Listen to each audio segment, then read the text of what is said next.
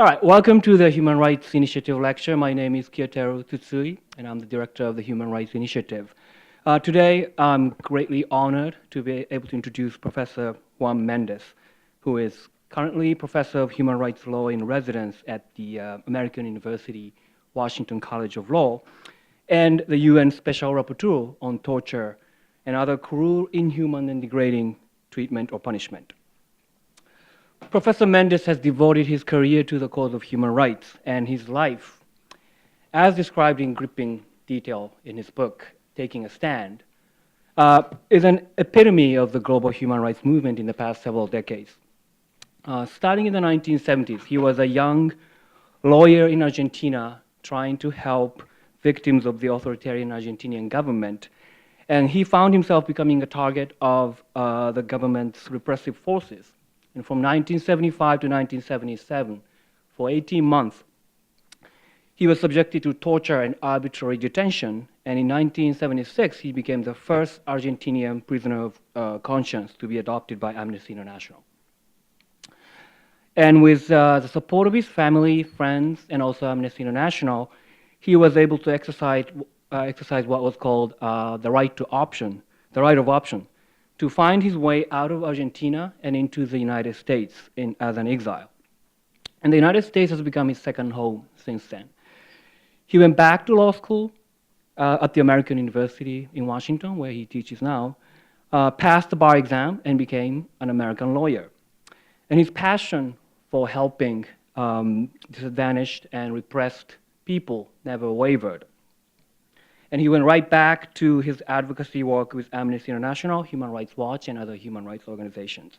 And he has held many important positions since then, such as the president of the Inter-American Commission on Human Rights, the president of the International Center for Transitional Justice, the first special advisor to the United Nations Secretary General, Kofi Annan, on the prevention of genocide. And most recently, as I said, he's the UN Special Rapporteur. He has been the UN Special Rapporteur on torture since 2010. Throughout his career, he fought for the rights of persecuted and underprivileged individuals, advocating for elimination of torture, forced disappearances, arbitrary detention, and other degrading treatments, and promoting immigrants' rights, refugees' rights, prevention of genocide, and mechanisms to hold perpetrators of human rights violations accountable. And his footprints are evident in many areas of international human rights activism today, and he continues to champion the cause of human rights for the world.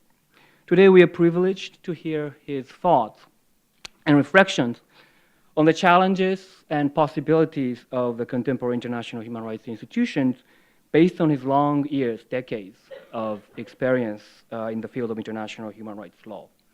So without any further ado, please join me in welcoming Professor Juan Méndez.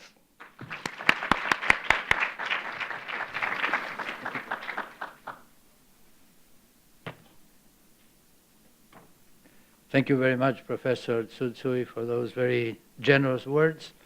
I also want to thank his colleagues in the faculty for the very warm welcome that I received starting yesterday here in Ann Arbor, and also thank all of you for being here today. I'm also very grateful to the International Institute and the Human Rights Initiative for inviting me to talk to you today. I'm going to talk to you about the abolition of torture, and by abolition I mean the abolition in practice, not the abolition in law, because the abolition in law we've had now for literally hundreds of years, and yet we are still struggling to make torture a thing of the past. But the reason I chose that topic is because I firmly believe that we can, maybe not in my lifetime, but in your lifetime, see a time when torture is not practiced. Just like civilization finally got rid of slavery at some point, I think it is possible to envision a world where everybody is treated with respect for human dignity. And I think the objective of the international community in treating torture in a very special way, in which I will describe throughout my presentation, is precisely the need to see a moment in which torture is not practiced. It was the objective, the abolition of torture was the objective of a resolution of the General Assembly of the United Nations in 1975 that for the first time focuses especially on torture as a particularly egregious form of a human rights violation, rather than a general prohibition among many other human rights that are enshrined in the Universal Declaration and in treaties like the International Covenant on Civil and Political Rights. That resolution gave way only a few years later to the creation of the Special Rapporteur on Torture, the position that I occupy today. One of the earliest of what are called the special procedures or charter-based mechanisms of protections of rights in the United Nations. And later to the adoption of the Convention Against Torture in 1987. The Convention Against Torture is one of those specialized treaties that deal with torture more specifically and more concretely than the general prohibition that, of course, as I said before, was already enshrined in the International Covenant and in the Universal Declaration. And later, more recently, it has also led to the adoption of an optional protocol to the Convention Against Torture that creates the Subcommittee on the Prevention of Torture that relies on the idea that if you visit detention centers and you visit them regularly, but also by surprise visits, you can prevent torture from happening in the first place.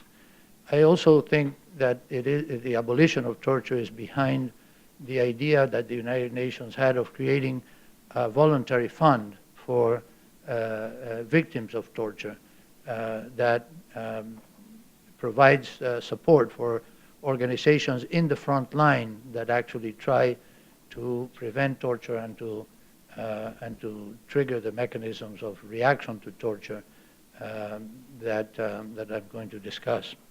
So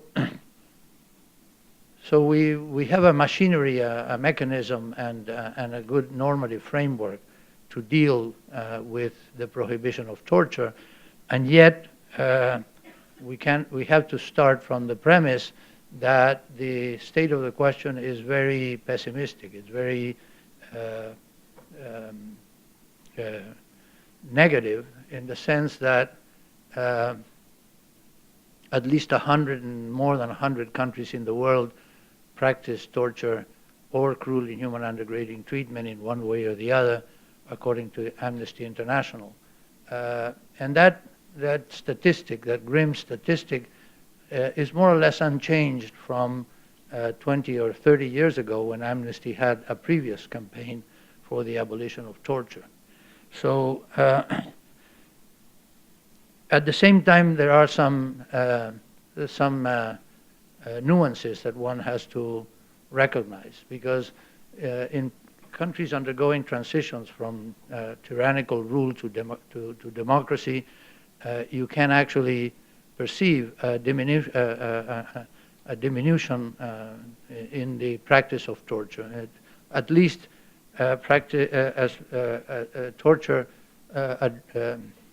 practiced on the political enemy does tend to disappear when countries make transitions. And there are many transitions in many parts of the world from dictatorship to democracy or from conflict to peace. And so encouraging transitions does have a visible impact on the reduction of the incidence of torture. But even in those democratic countries, newly democratic countries, the most overt and well-known cases of torture disappear, but there are lingering forms of business as usual by investigators and police against common crime offenders that sometimes reach the level of torture, but many times do reach the level at least of cruel, inhuman, and degrading treatment. And of course, even in newly democratic countries and some old democracies as well, the prison conditions are such that, and I mean treatment in the prison conditions, but the conditions themselves, like overcrowding, unsanitary conditions, etc., clearly amount to cruel, inhuman, and degrading treatment. So there is a low-profile mistreatment of prisoners that is very pervasive and very difficult to deal with because it's unrecognized. The public doesn't really pay much attention to these lower levels or lower profile of mistreatment that nevertheless under international law are clearly prohibited as well. On the brighter side, I think, again, also related to transitions to democracy, you do see more inclination by prosecutors, by judges, and by other institutions to live up to the role of monitoring and controlling those security forces or police forces or interrogators that may engage in torture as a means of quote-unquote solving crime.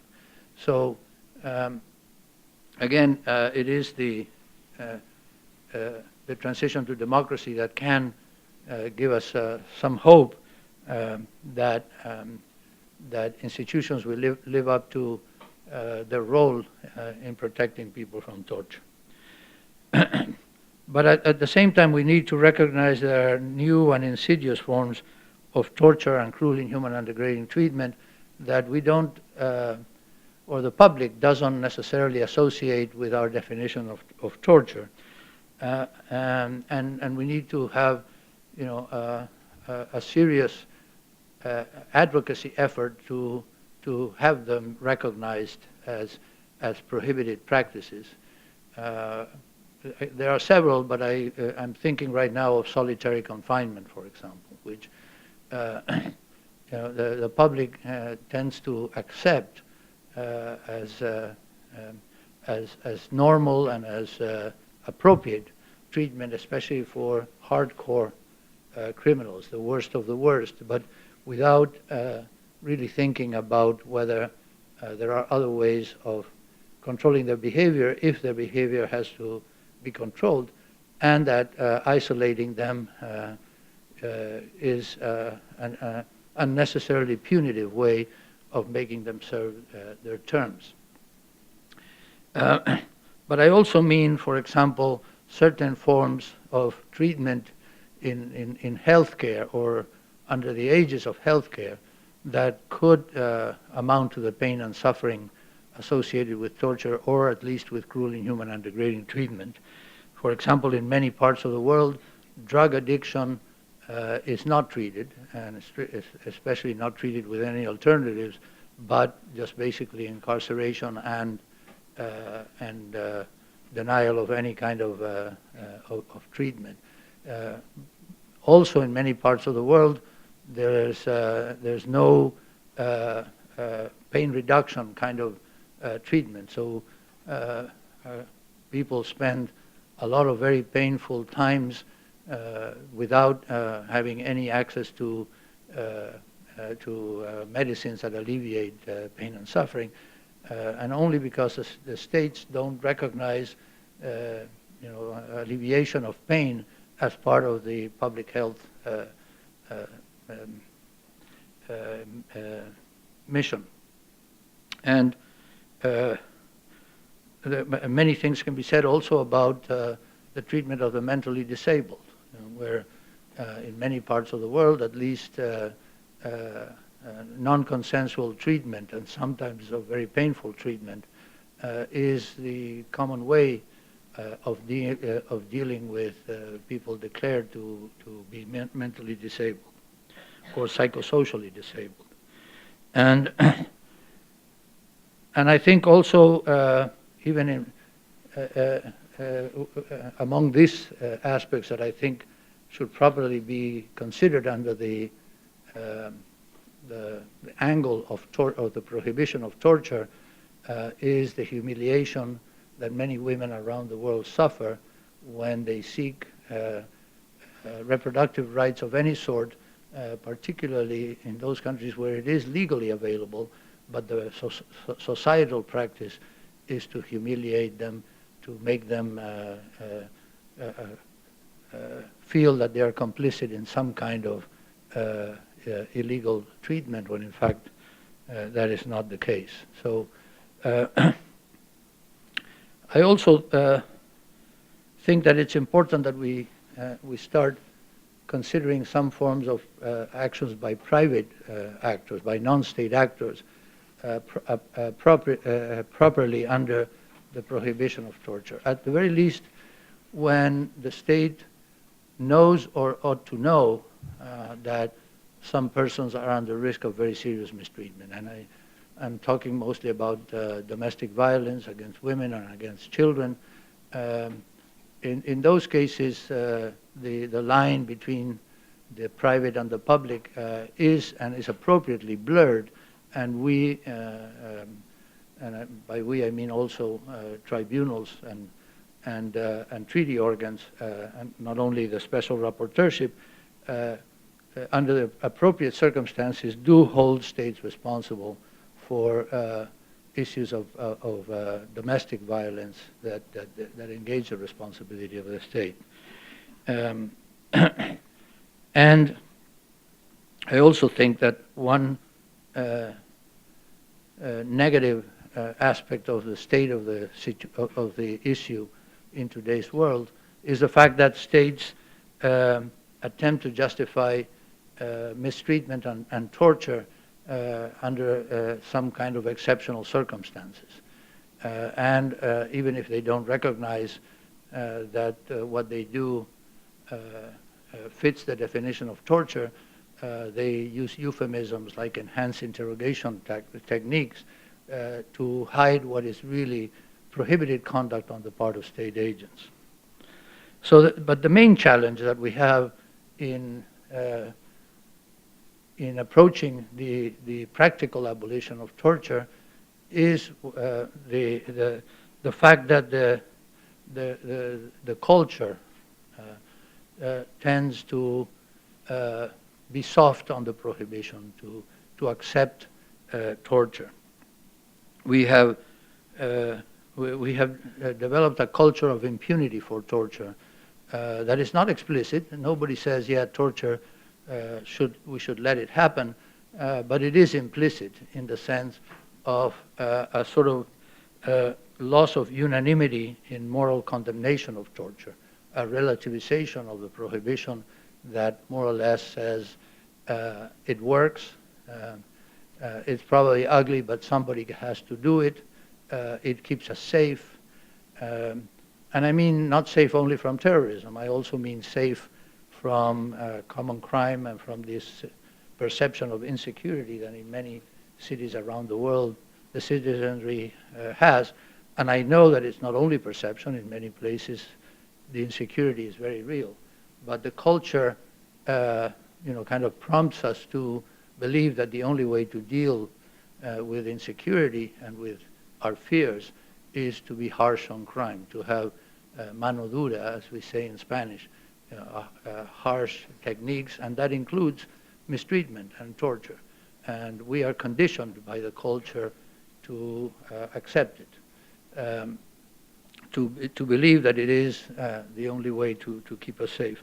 Even though we have all kinds of evidence that it doesn't, not only that it doesn't work, but that it works negatively, and that there are more humane ways of dealing with crime and even with terrorism that have a much better prospect of solving the problem. And nevertheless, we can drum up all the statistics and all the scientific evidence, but one episode of 24 or of Homeland is enough to change many more minds than we can change with rational debates about what works in fighting crime.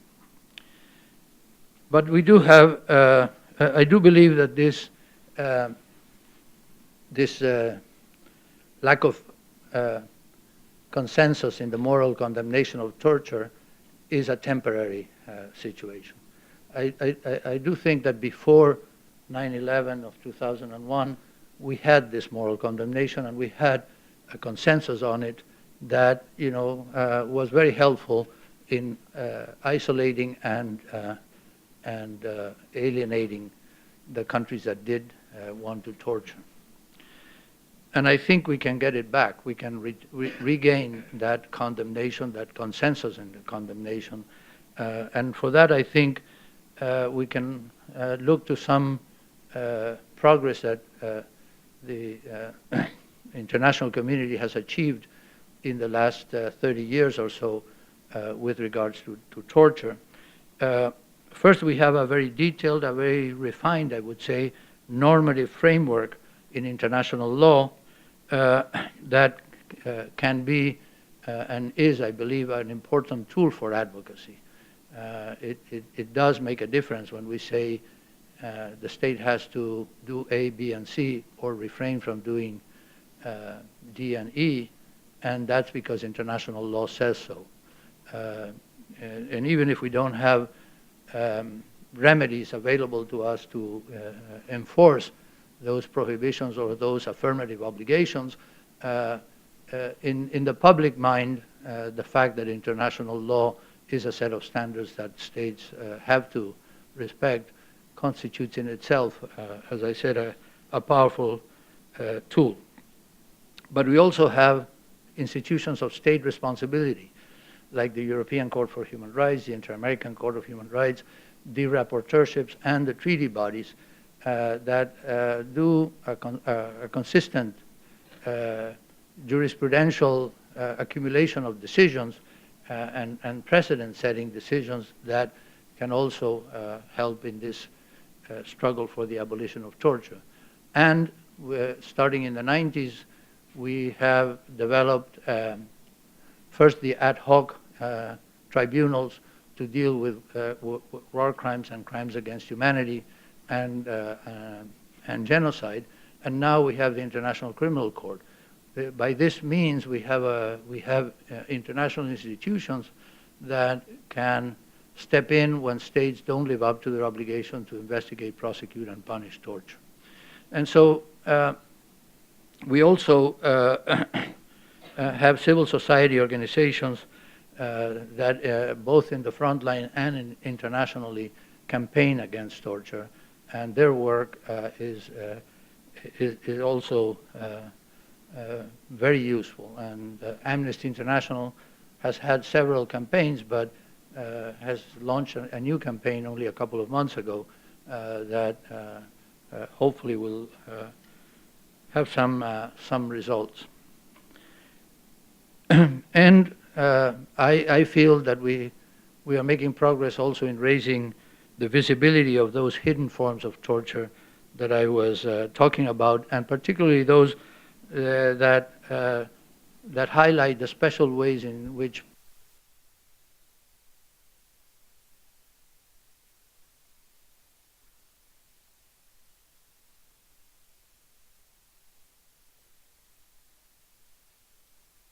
suffer torture in different ways.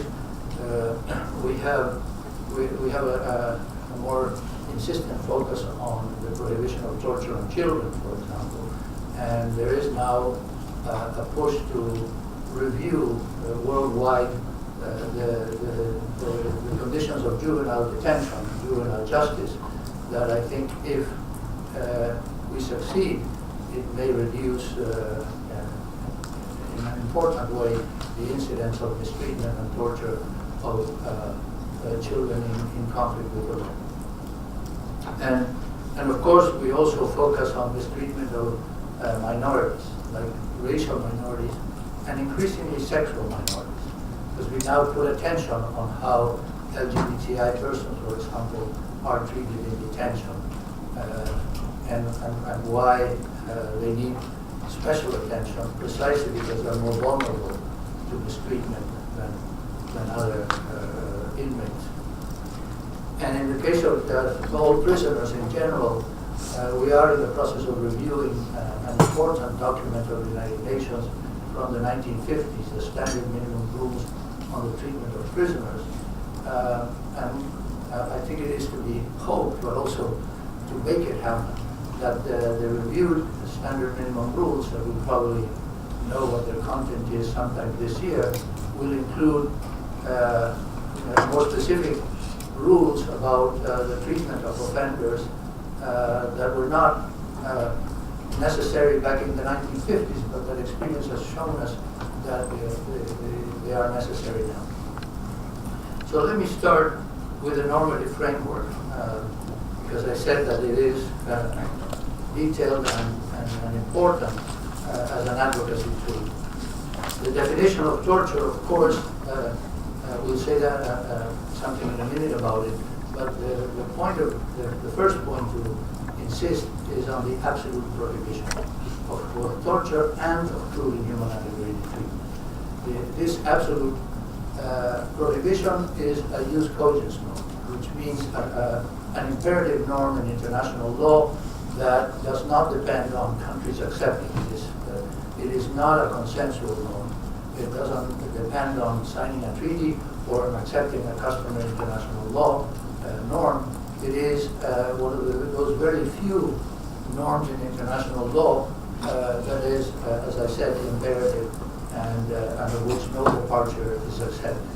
And the prohibition is also non-derogable in the sense that no situation of emergency accepts the possibility of engaging in torture. And it applies to cruel, inhuman, and degrading treatment, as I said. The other aspects of the Convention Against Torture that are derived from the prohibition, and that I will mention in only a few minutes, are all nowadays considered customary international law. So the Convention Against Torture mainly is declaratory of custom in the sense of codifying existing obligations as well. So, of course, it applies to countries that have signed and ratified the Convention Against Torture, but because they're customary, they apply to all other countries as well. So, the definition, of course, requires severe pain and suffering inflicted by a state agent. And but as I said before, the requirement of a state agent has been tempered, but because on the one hand there are agents are not only uniformed or people in the payroll of the state, but also those who do the work of the state, like for example paramilitary groups or non-permanent contract workers of the security forces, for example. But in addition, as I said, in circumstances where the state is aware of the risk of torture against anybody and doesn't act, the state can be and is held responsible, even for violations that are directly committed by non-state agents. And of course, in the context of conflict and the law of armed conflict, the prohibition on outrage on the personal dignity of the enemy applies both to state actors and non-state actors in the case of internal conflict as well.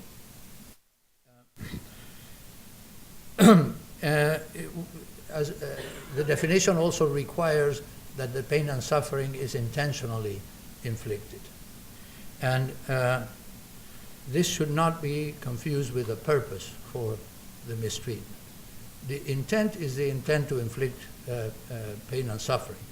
So even if the perpetrator has in mind a very lofty purpose, like saving lives or in any other way preventing a greater evil by torturing, the prohibition is still absolute, and the purpose makes no difference with regards to the intent. intent, of course, is not necessary for cruel, inhuman, and degrading treatment. So cruel, inhuman, and degrading treatment can actually happen by negligence.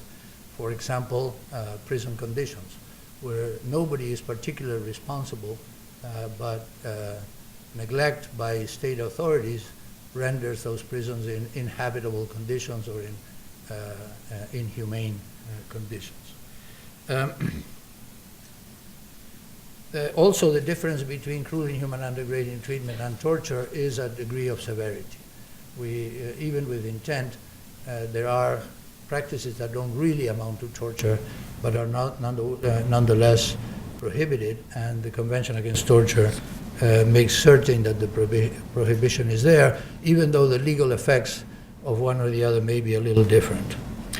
And before leaving the question of the definition, I'd like to remember that this definition can and is interpreted in the light of evolution of the term. So, for example, the European Court of Human Rights back in the 70s said in a case called Ireland versus UK about several techniques that were applied to rebels in Northern Ireland, that they amounted to cruel, inhuman, and degrading treatment, but they were not torture. And yet, only a few years ago, I think 2006 or 2007, in a case called Selmouni versus France, also about terrorism, by the way, the court said that the definition had evolved, and that what was then probably not rising to the level of torture could rise to the level of torture today. And in fact, the court said that any violence on a person that is not required, any force, in fact, that is not required by the behavior of that person and proportional to the need to change that behavior on the spot, was a violation of Article 3 of the European Convention, which is the norm that prohibits torture and cruel, inhuman, and degrading treatment. So the other legal consequences of the prohibition that I mentioned are, we begin with the obligation to prevent torture. And the Convention doesn't say very much how to prevent it, but it does allude, for example, for the need to train and to maintain training of security forces, etc., but also to establish periodic reviews and civilian control and supervision of forces that may engage in torture. In this sense, I think this citizen control and institutions of horizontal accountability, as it were, like the controls by prosecutors and by judges and defenders, is an essential part. But horizontal accountability has to be supported by vertical accountability, in the sense of the public actively getting engaged and the media and the press contributing transparency to the practices that may engage the prohibition of torture. And in that sense, I think it's an important form of transparency is what happens when practices of torture are investigated thoroughly by, say, for example, commissions of inquiry, either internationally or domestically. There are many examples of these, but one that comes to mind immediately, of course, is the Senate Select Committee on Intelligence report that was released only last month. I think that has helped shine light and concentrate attention on the practices of torture in the context of the global war on terror, and I think it's an important contribution to this aspect of prevention. But I think the most important way of preventing torture is by punishing instances of torture. And that leads me to the next state obligation that is part of the framework, and that is the obligation to investigate, prosecute, and punish every act of torture. there could be a debate as to whether it also applies to every act of cruel, inhuman, and degrading treatment, but at least it's very clear that it does apply to torture. And Professor Antonio Cassese, a really well-known Italian jurist, has written that in that sense torture was unique, because it doesn't have to be a pattern of deliberate and widespread acts of torture that triggers this obligation. A single act of torture triggers this obligation. Nowadays, it's not quite like that, because the Convention on Disappearances also creates an obligation to respond by investigation, prosecution, and punishment, even for a single act of disappearance as well. But nevertheless, I want to focus on the fact that disappearances and torture are very specific forms of violations of human rights that have a specific legal treatment in international law that creates this obligation. The obligation is subject to a due diligence standard, in the sense that it may not be possible to discover who was the perpetrator, but the state has to employ all the machinery at its disposal to try to determine that. And investigations have to be prompt, impartial, independent. They have to protect victims and witnesses. And the objective of the investigation has to be to identify the facts and the perpetrators and to preserve evidence to be used in trial. If a cursory investigation doesn't meet the standards, it's not a due diligence investigation, and the state has not lived up to its obligation. And nowadays, that due diligence standard is enhanced by a document called the Istanbul Protocol that gives impulse to forensic science in detecting and determining whether torture has happened or not. And it is kind of like the objective standard that we can compare an investigation and decide whether it's been conducted under due diligence or not. Here, of course, the role of prosecutors and courts is definitive and important. They have to initiate proceedings ex officio if there's any suspicion that torture or cruel, inhuman, and degrading treatment has happened. Unfortunately, what happens everywhere in the world, unfortunately, is that the prosecutors and courts basically stand back, and if no one complains, they don't investigate, even if they see traces of torture or the likelihood of torture in front of them. It's very important to separate suspects while an investigation is pending, and this also almost never happens. And so even investigations that are at least initially initiated in good faith are hampered and made, very insubstantial by the fact that the perpetrators are there to be able to prevent those investigations from having good results. It's very important then to insist that the bodies that do the investigation have to be independent from the forces to which the perpetrators are the suspected perpetrators belong. And it's very important to allow for the participation of victims, both under conditions of security for them, so that they don't risk their lives by complaining, but also that the law should allow, the procedural law should allow for some participation of victims, which in most countries around the world is just not possible. It's completely under prosecutorial discretion to decide who participates in the investigation and prosecution, if you even get there. Of course, states have to criminalize torture and to place the prohibition of torture in its criminal law with appropriate, first under the same definition as in the Convention Against Torture, but also with the appropriate penalties that signify the seriousness of the crime. And this again, even for many countries that sign and ratify the Convention Against Torture, They just don't ever criminalize it in the appropriate way. And finally, on the obligation to investigate, prosecute, and punish, because it's a hard and fast obligation, it follows that no amnesty, no prosecutorial discretion, no pardons, no commutation is available to the obligation to investigate, prosecute, and punish.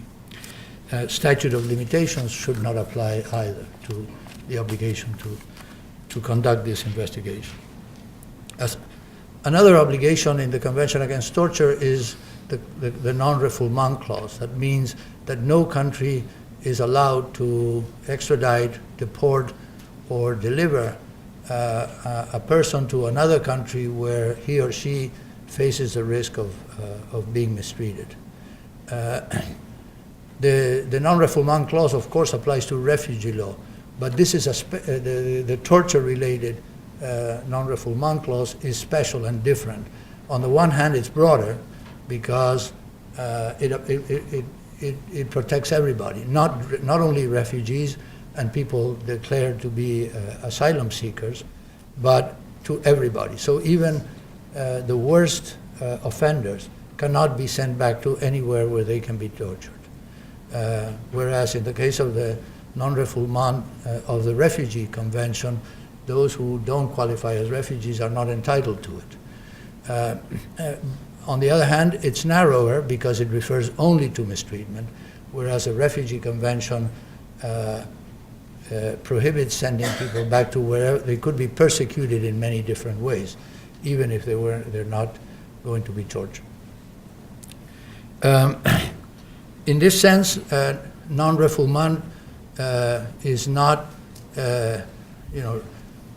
moderated or in any way diminished by what are called diplomatic assurances. Even if a country says, we'll take this person back and we assure you that we won't torture him, that doesn't relieve the sending state from its obligation to prevent torture by not sending people back. And besides, if a country is one that doesn't torture, you don't need the diplomatic assurances. And if you get diplomatic assurances from a country that has a pattern and practice of torturing, it's appropriate to consider it a meaningless assurance, because once the person is delivered, there's really no way of making sure that torture doesn't happen. And another condition, a consequence of the prohibition is the exclusionary rule. That is, the obligation not to use any evidence obtained under any form of coercion against the person coerced. In proceedings against him, the Convention says, or her. The problem is that the formulation in the Convention is somewhat defective, because it says of statements or confessions proven to have been obtained under torture. And this becomes a vicious circle. The countries use the evidence, even if it's recanted, because they say that it isn't proven that it was taken by any form of coercion. In effect, that means shifting the burden of proof back to the tortured person. And the tortured person who's still in custody and has just come out of a nightmare of mistreatment is in the worst possible conditions to show that he or she has been tortured. So obviously, a good faith interpretation of this rule would mandate that courts and prosecutors ex officio provide the investigation to determine whether the confession was valid or not, if there's any possibility that the statement was obtained under coercion. Of course, a much better rule is one that is borrowed from United States constitutional law, the doctrine that's called the fruit of the poisonous tree doctrine. But by the way, it's not only an American doctrine, it is the norm in many countries, not in many, but in several other countries as well. The fruit of the poisonous tree doctrine says that you have to exclude not only the confession itself or the statement itself, but all other evidence obtained as a result of it. And also that it is not only you don't even have to prove that it was obtained under torture if you can prove that it was obtained in violation of the procedural guarantees against torture. That is, for example, if a person was not given the Miranda warnings, for example, and then he confesses, that is enough to exclude that evidence from being used against him. And one aspect that I covered in one of my thematic reports is the tendency to use information and evidence obtained under torture, not in criminal proceedings against a person who was tortured, but for other purposes, like, for example, sharing intelligence between governments or in immigration issues, etc., rather than in criminal cases. Now, the Convention does say that it's in any proceedings, but the most important thing is to consider that the purpose of the rule is not so much to have fair trials. It is, of course, to have fair trials, but more important than that is to discourage torture. So if you find kind of a loophole that persuades the torturer that the evidence will be used in some way or another, that then doesn't provide a disincentive to use torture. So in my mind, a good faith understanding of the exclusionary rule would be that it can be used under any circumstance and for any purpose, not only in proceedings against the victim. There is also the question of reparations and rehabilitation. The Convention says that victims of torture are entitled to reparations and rehabilitation as much as possible, and there's quite a bit of information and jurisprudence to deal with what kind of reparations and what kind of rehabilitation are mandated. Needless to say, this is not complied with almost anywhere that I have seen. It's very, very few, unless you have, for example, a transitional government where it makes itself responsible for the torture that happened in the previous government, that is a dictatorship. But in an ordinary course of business, without change of regime and without change of government, you almost never see offers of reparation to torture victims. Let me conclude then, and I'm sorry if I've gone a little too long, that we do have in the world today a problem of cooperation by states with the prohibition. For example, states that participate in the Human Rights Council are supposed to invite the Special Rapporteur on Torture to visit. And we not only don't get invitations from some countries, but we sometimes get invitations and then disinvitations at the last minute. Bahrain twice disinvited me at the last minute. Guatemala has disinvited me. Thailand has disinvited me. In some cases, you know, you expect an invitation later on, but it's quite a chore, it's a struggle to get countries to invite and then to accept the terms of reference. For example, my last trip was to the Gambia, and almost at the very last minute, first they canceled, and then when we set another date, at the very last minute they accepted in writing the terms of reference that the Human Rights Council has set for this visit, that among other things say that I have to have access anytime I want to all centers of detention and to every part of a center of detention, and also to have unmonitored conversations with people who are held there.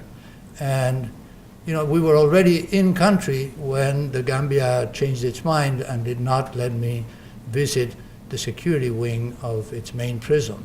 And so we had to not cancel the mission itself, but we canceled all visits because we cannot accept a country telling us, you can see this, but you can't see that. And then this brings me to the United States, because already 3 years ago, I had an invitation to visit Guantanamo. But the conditions that were set for my visit were basically a guided tour, and not to the whole detention facility, but only to some parts of it, and specifically without the ability of talking to inmates. And so I had to decline. Although I declined, and at the same time, I have continued to insist on an invitation that I can accept. And then I have asked to visit the prisons in the mainland, especially to look at solitary confinement in state and federal prisons. And it's been 2 years, And the State Department is telling me that they're still trying to get states like California, Pennsylvania, New York, Texas, I believe, to accept the invitation, but time passes and I have no news of any of that. But what's really striking is that in the same communication that I heard almost 6 months ago, in which they said that they're trying to get those states to accept an invitation, to invite me, they also said that federal prisons were not available. And when I tried to clarify that, meaning, well, they're not available today, but maybe next year I can go, I don't have a problem. There are so many prisons, of course, that, and I live in the United States, so it may be possible to visit them in stages. But I'm trying to seek clarification, because if they say, no, you can go to Pelican Bay, but you can't go to ADX because that's a federal prison, I unfortunately have to decline as well. The same with Russia. Russia invited me, but they said that conversations with inmates are subject to specific authorization of the prison authorities in each case. So of course I can't accept that. So as you see, we do have a very serious problem of lack of cooperation with my mandate from some important states. So it's very difficult then to get other states to accept. On the other hand, I do want to say that we have done some very productive and very fruitful visits to countries like Mexico, like Ghana, like Morocco and Western Sahara, like Tunisia, Kyrgyzstan and Tajikistan. And in many of those cases, we already have had follow-up visits. So countries actually are willing to continue to engage and not let the visit be a one-off thing with a report that people soon forget. I think follow-up is very important. Unfortunately, the United Nations does not support follow-up because they don't have the money for it. So we rely on extra budgetary resources, and they're not always that easy to obtain. And, well, finally, I mentioned the Senate Select Committee on Intelligence report. I think it's an important effort at the right to truth, which is an aspect of this normative framework. But it's an important contribution, not just because it happened and not just because it was published, but also because it's a very in-depth study. It's a very well-resourced and well-researched. It does advance the knowledge of what we need to know in an important way. I only deplore the fact that the debate has concentrated more on whether torture worked or not, rather than on what actually took place. But of course, that's not the fault of the report, I don't think. And of course, I deplore the decision of the Obama administration to ratify its decision not to investigate, prosecute, and punish any case of torture that is highlighted in that report.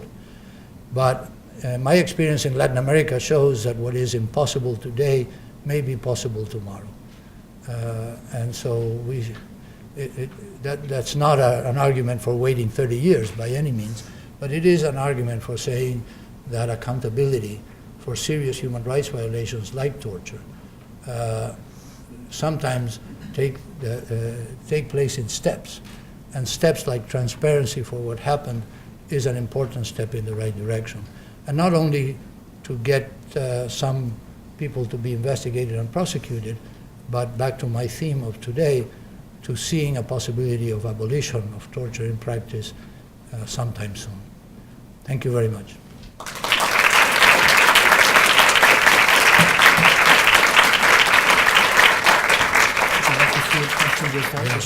Oh, whatever, however you want to do it. Professor Méndez, I invite you to ask a question.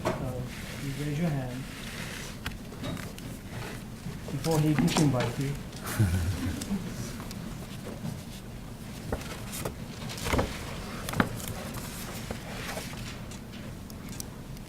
Thank you for a very interesting talk. You said there are 100 countries in the world that are still listed as involved in torture. And I'm wondering, in that 100, 100 plus. 100 plus. Is the United States in that 100 plus? Or what other industrialized countries would be among the 100 plus? And in your investigations around the world, which countries stand out as being outstandingly in support of human rights? In support of human rights. Okay. Well, I think that figure comes from the documents that Amnesty International has publicized as part of their campaign. And I don't have the proper figures in mind. And I also don't have the methodology of how they count it. I suspect that they count episodes of torture that Amnesty has registered, even if they were more or less isolated cases, as well as patterns of practice of very serious torture that happens in some countries. So in that sense, of course, just with the evidence of the Senate committee, for example, obviously the United States would be included. I don't know if they include solitary confinement. I suspect they do. And of course, under that rubric, of course, the United States would be included as well. It's a very sad state of affairs that prison conditions, for example, you can find them anywhere and everywhere. The Committee on the Prevention of Torture, which is a European body that does visits, but only to European countries, in 2011 said that even countries like Norway and Denmark used solitary confinement in what I would consider unacceptable ways. It's true that both Norway and Denmark then proceeded to start the process of repealing them, the solitary confinement, and also let me clarify that they use it only in the initial inquiry phase when they are investigating organized crime, and for the purpose of not letting their lines of investigation be filtered out to the outside, so that people can abscond or protect themselves from investigation. Be that as it may, you put someone in solitary confinement for a year, like was the case in the case of Denmark and Norway, and there's really no justification. Incommunicado detention for the purposes of avoiding that kind of problem for 8 days, 10 days, maybe, and under proper supervision, may be acceptable, but not a year. And in terms of the countries that support and that, for all intents and purposes don't incur in torture at all, of course there are many. There are many countries that support the mandate, and many countries, I would say even more encouraging, countries that recognize that they have a problem with torture, but are willing to be helped because they have the political will to deal with it and to try to stop it. Now, those are the countries that invite me, because of course countries like Iran will not invite me, but the countries that do invite me are generally those countries that recognize they have a problem and want to solve it. Now that doesn't mean that they want to solve it and they are willing to do what needs to be done to solve it, but it is a step in the right direction when they at least recognize that a visit by the Special Rapporteur on Torture might be the right thing to do.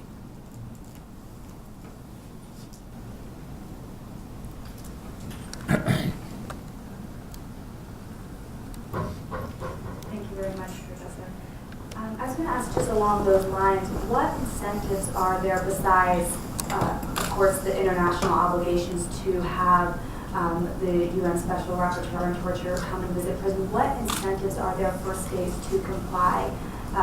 You mentioned Bahrain, Thailand, Guatemala, and even the U.S. So, what, as in your role, how do you sort of balance, trying to have states accept the terms of reference, but also create an incentive? And what position does that put you in? Yeah.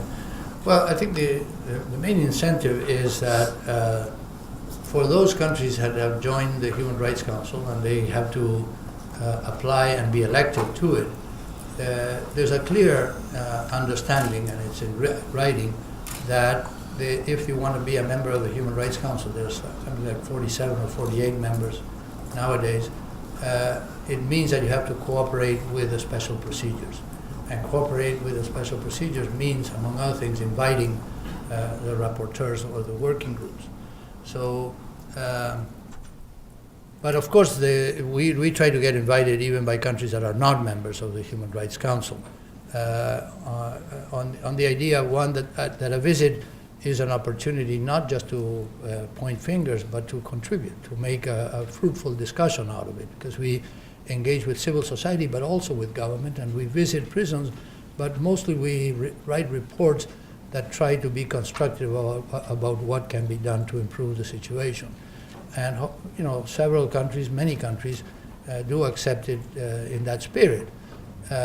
Unfortunately, not all, and there are countries that purport to accept it in that spirit, but then don't do anything about it. And so, it's up to us to continue to do follow-up and to denounce those practices that we think, continue the patterns. With respect to the terms of reference, what I have in my favor is that these are not terms of reference that I wrote for myself. The Human Rights Council adopted this document that is the terms of reference of every visit by special procedures, not just for the Special Rapporteur on Torture, but all of us. As I said, they include the clauses that I already mentioned, but also, for example, things that guarantee that no adverse repercussions will be suffered by anybody who talks to the Special Rapporteur or the working group. And they're all very common sense things. But if the states invite me, they have to, abide by those terms of reference. Now, what incentives? I mean, the only incentive is, being able, when I come to the Human Rights Council annually and to the General Assembly also annually, I can say I'm waiting to be invited by these 20 countries, or I can say I was invited finally by such country. And I had a fruitful visit, and I'm hoping that it'll have good results. In the United Nations and even in regional organizations, a lot of this has to do with your standing in your peer group. If you are recognized as a respectable member of the international community, or you're not. I have to say that there are countries that we've been seeking an invitation for 22, 23 years, like India, and I don't even get letters back anymore. I mean, they completely ignore our pleas. It doesn't mean that they don't invite anybody, but the Special Rapporteur on Torture, the Special Rapporteur on Summary Executions, for example, the Working Group on Disappearances, those are the really, hard ones. They will invite the Rapporteur on the right to water, for example, but not on torture. And I'm not saying that the right to water is not an important right. I didn't mean that. I'm just talking about the attitude of state. You were next. Yeah, thank you for being with us today. I was hoping you could comment on the similarities or differences in the United States compliance with international protocols between our current presidency and the presidency of George Bush. Well, obviously I have signaled many times that the executive order prohibiting torture that President Obama signed the first day in office or second day in office was an important step in the right direction. I've also signaled that under international law that's good, but it's not enough, for the reasons I already explained. But I also have many times pointed out that although I'll never stake my reputation that extraordinary renditions, for example, don't happen anymore, because they were always secret, so who knows, it may still happen and now they're getting better at it. But the fact is that we knew at the time when they were happening under the Bush administration of at least 40 or 50 cases. And NGOs have identified at least 54 countries that contributed to extraordinary renditions. But not one of them is from 2009 on. And that's important to recognize. Now, again, enough but not enough. The same with the closure of Guantanamo. I mean, It would have been great if it was closed within the first year of the Obama administration, but I'm hoping that it will still be closed.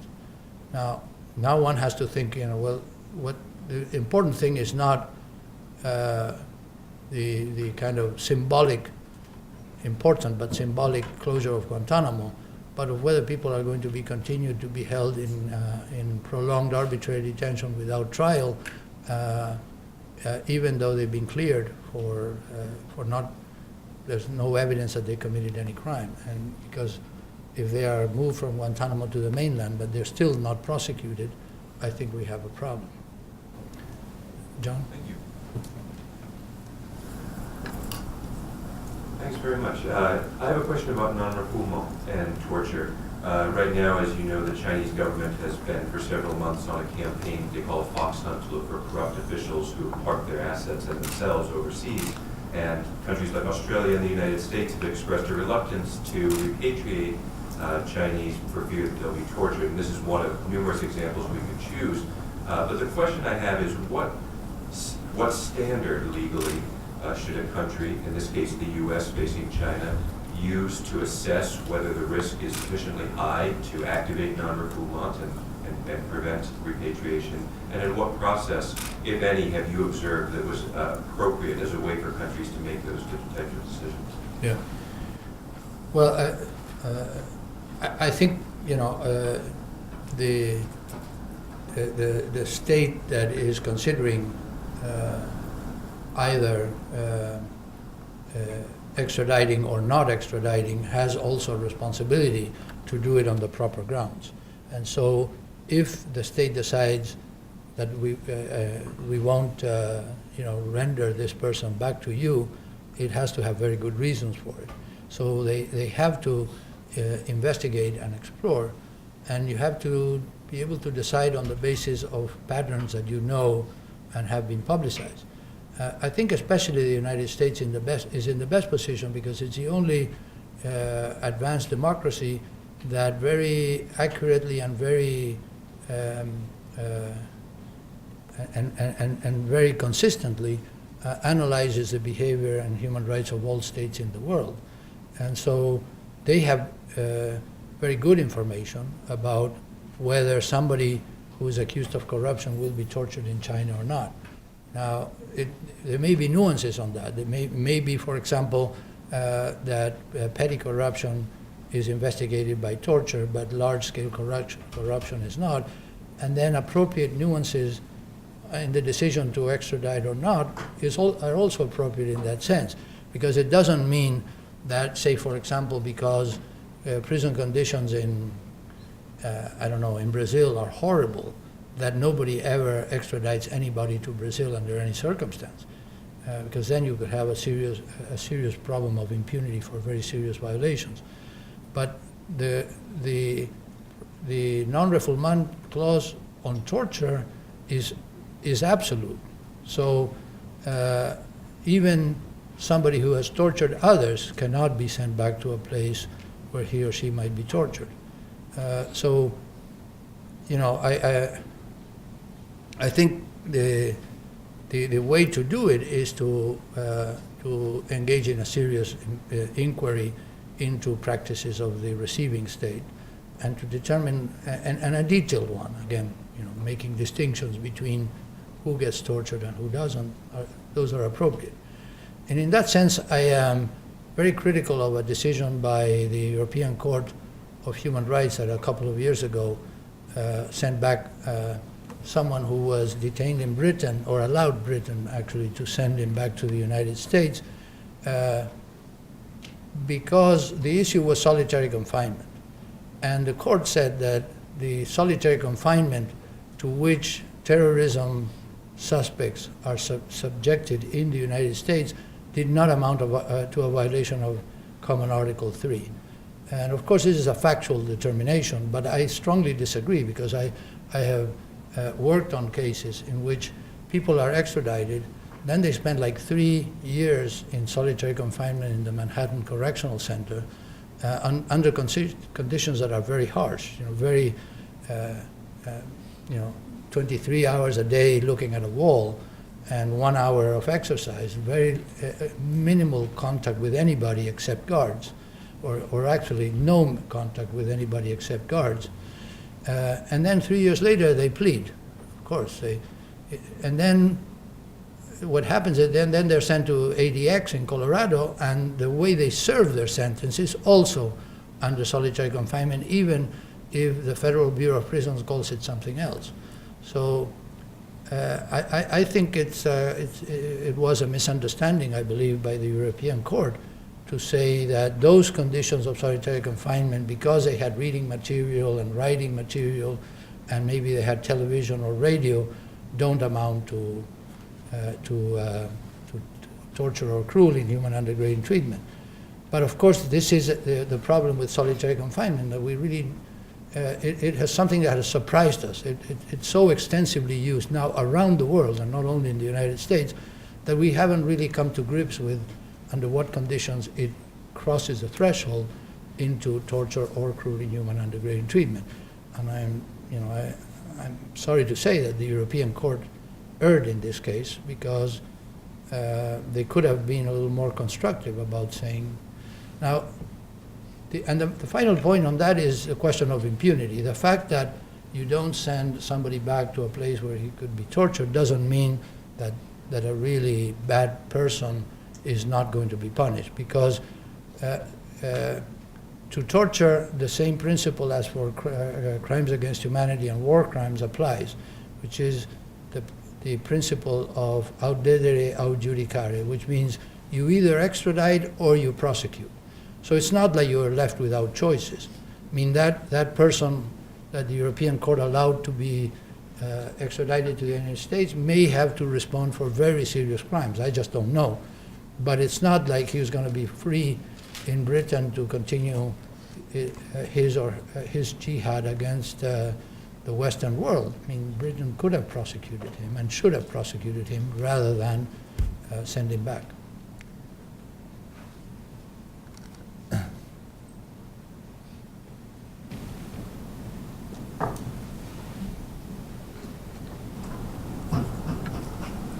You've made a compelling case for expanding the definition or expanding application of torture. But I wonder if we were to return to sort of the more narrow conception from the early 70s or 60s and continue it forward today, if using that gauge, if you would think that the practice of torture has continued at the same level that you alluded to when you began your talk. So what I'm trying to think about is how you capture the change in the practice over time, particularly if the standard or the bounds are expanding, and isn't there potentially a risk to miss improvements? So that kind of as the broad question, and then thinking about an alternative way of tackling that question, I wonder if anecdotally you have run across cases where you feel that a government has changed its practice and has severely curtailed its use of cruel and inhuman degrading treatment and torture over time, and if you could perhaps leave us with a good news story. Yeah. Well, first let me clarify that when I talked about the kind of the extension of the definition to certain practices that we don't normally associate with torture, I didn't mean to say that almost every bad thing that happens to someone who is under some kind of deprivation of liberty should automatically be called torture. What I want to say is that under appropriate circumstances, things like solitary confinement may amount to torture, because it depends on how severe the pain and suffering is. But I do believe that even a few days of solitary confinement on a child, or on a pregnant woman, or on a person with very severe psychosocial disabilities, the medical literature shows that that amounts to pain and suffering that can be associated with torture. For others who are healthy, as long as there's some kind of reasonable explanation for why they have to be isolated, solitary confinement per se is not not even cruel, inhuman, and degrading treatment, but prolonged solitary confinement that takes place over 20 years, 25 years, or indefinite solitary confinement seems to me that qualifies as torture. And it doesn't really depend on whether the person is driven crazy or not. It's the objective treatment that qualifies under torture or cruel, inhuman, and degrading treatment, depending on its severity, and also on the way the person experiments it. Having said that, I don't think this expansion is an expansion of the legal definition itself. It's just an application of the legal definition to practices that we have not, in the past considered to be covered. And I realize the danger, because when everything is torture, nothing is torture. And I think we have to reserve the definition with all its attendant legal consequences to the cases that deserve the name. But I do feel that there are practices that are, and besides, I didn't say this, but the definition says that it's pain and suffering of either a physical or mental nature. So psychological torture is torture. Again, under the appropriate circumstances, some practices could be cruel, inhuman, and degrading treatment, or they could be torture. And it's only now that we really focus on it. But I do think that, things like electric shock and waterboarding, things like that, those come and go in waves.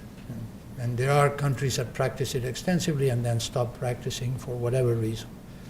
And they are, for example, in Latin American countries, when we moved from dictatorship to democracy, not only they didn't have political prisoners anymore, but the common crime offenders were not normally, at least, subjected to the kind of electroshock or waterboarding that many political prisoners had been subjected to before.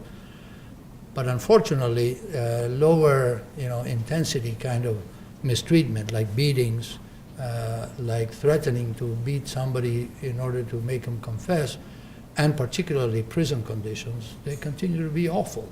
And there's no explanation, there's no excuse for it, because we have democracies because we want those things to be things of the past, and unfortunately it takes forever to get them to get democracies even to understand that role. In terms of encouraging stories, again, I mean, it's difficult to give a clean bill of health to any state, and especially because sometimes victories are short-lived, and so one has to be very careful, or because you're not looking at the right things. But I do think that transitions to democracy generally give us, one, a reduction, and two, the tools to make those reductions in the incidence of torture much more permanent. But we have to use those opportunities. We can't just say, well, now we have democracy, so everything is solved by itself, because unfortunately recent history tells us that that's not true. Okay, I'm afraid we have to close now, but I think maybe you come forward and ask any questions you might have. So please join me in thanking Professor Méndez.